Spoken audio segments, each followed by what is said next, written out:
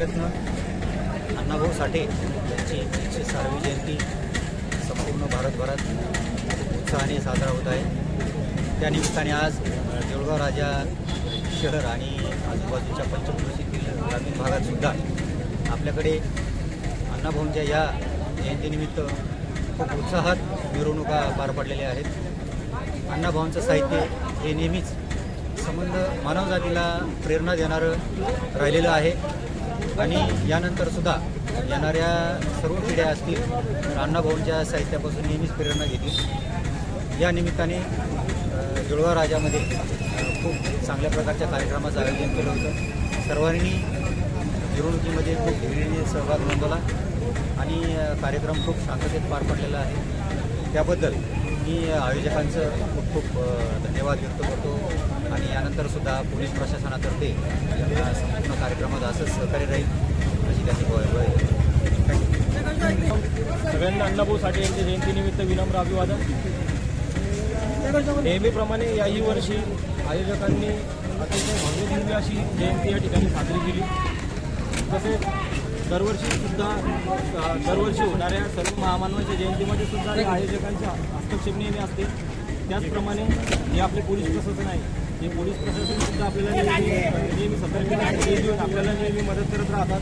त्याचप्रमाणे आपल्या पाठीशी खंबीरपणे उभी राहतात आणि येणारी जयंतीसुद्धा आपण सर्व समाज बांधून मिळून तसेच आपले पोलीस प्रशासन असो, लोकप्रतिनिधी असो, सर्वांच्या सहमतीने आपण एकदम शांततेत व कोणताही गालबोटमुक्त साजरी करूया असं मी त्यांना आश्वासन देतो।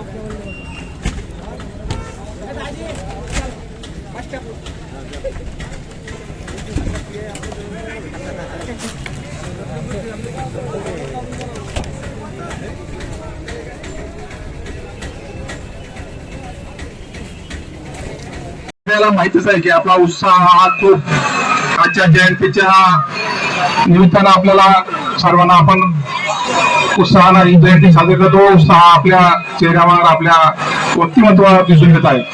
निश्चित आजचा हा जयंती समारोह हा काही आजच्या प्रसंगी काही वेगळ्या पद्धतीनं आजचा एकदम उत्साहवर्धक असा हा कार्यक्रम आज होत आहे।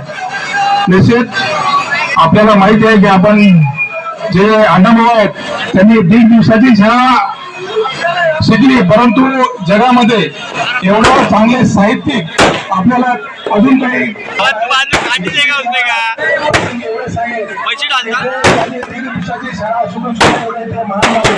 आपण आजच्या प्रसंगी त्यांच्याकडून घ्यावा की आपण सुद्धा आपल्या स्वतःचा व्यक्तिमत्व चांगल्या पद्धतीनं फुलवावं, चांगल्या पद्धतीनं आपलं नाव रोशन करावं आणि समाजामध्ये आपण अशी एक चांगली एकजूट आपले जे पुढचे संकल्प करतो आणि आपल्या सर्वांना मी आपल्याला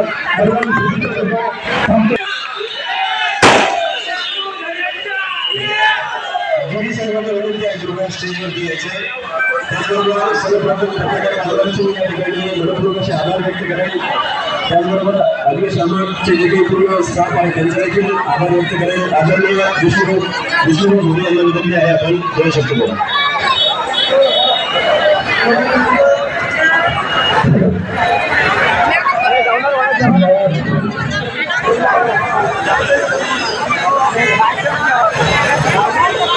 जीवाची झालेली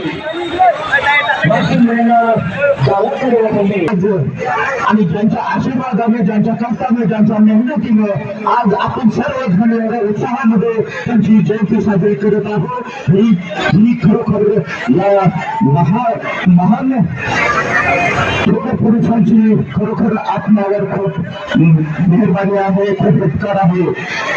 मानवतेमध्ये थोडेच आहे, थोडे उपकार या महामानवाचे आहे। त्यापैकी एक महामानव म्हणजे अण्णाभाऊ साठे।